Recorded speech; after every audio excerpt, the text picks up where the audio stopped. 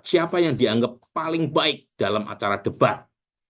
Lembaga Survei Indikator Politik Indonesia merilis hasil jajak pendapatnya terkait debat Pilpres 2024.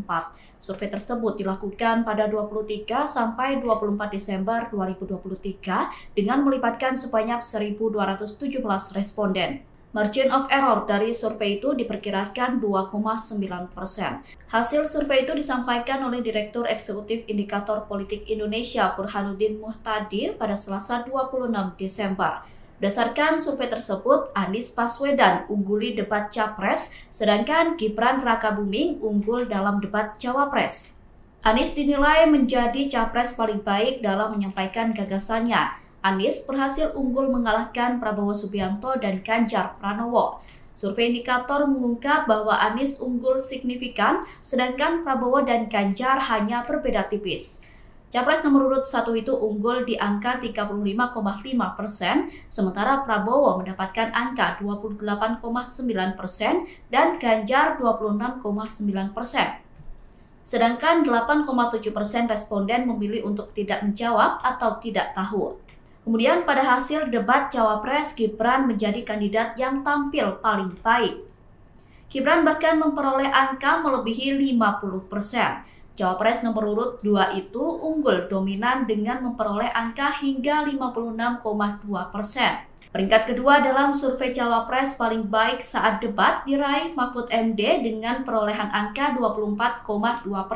Sedangkan Caimin berada di posisi terakhir dengan perolehan angka 12,3%. Survei tersebut menunjukkan bahwa meskipun Anies unggul dalam debat Capres yang digelar lebih awal, namun tidak mempengaruhi debat Cawapres. Mayoritas responden menganggap Gibran Cawapres yang tampil paling baik saat debat. Antara penonton debat, siapa yang dianggap paling baik dalam acara debat tanggal 12 itu? 35,5% menganggap Anies Baswedan. Debat capresnya. Sementara unggul signifikan ya. Sementara Prabowo dan Ganjar itu selisihnya tipis, tidak signifikan. Meskipun secara absolut Prabowo sedikit dianggap lebih baik penampilannya dibanding Ganjar.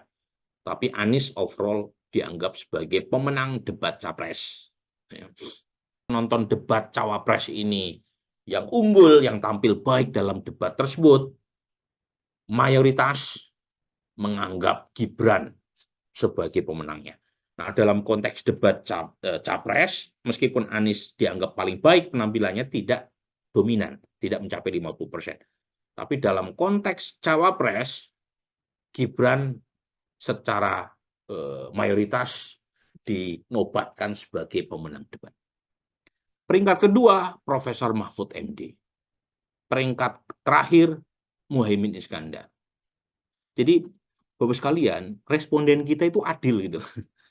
Ya, mereka debat capres bisa menganggap Anies lebih unggul, debat cawapres ya tidak hitam putih, tidak serta-merta kemudian karena menganggap Anies pemenang debat di capres kemudian pasangannya Muhaimin yang dianggap pemenang.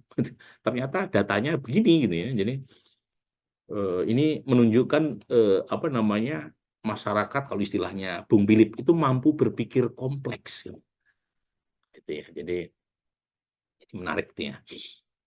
Nah, mungkin ya ini Bapak sekalian ya, nanti kita bisa diskusi. Mungkin karena ya ekspektasi terhadap Gibran sebelum debat itu terlalu rendah. Jadi, jadi ini the beauty of being underdog. Itu adalah kalau orang diposisikan sebagai underdog itu enak. Karena kalau jelek orang bilang wajar, jelek, underdog nih. Anak ingusan. Tapi kalau bagus dikit, wah langsung dianggap bagus. Apalagi kemarin menurut responden kami bukan hanya dianggap bagus dikit, dianggap dominan. 56% responden menganggap Gibran sebagai penampil terbaik dalam debat cawapres.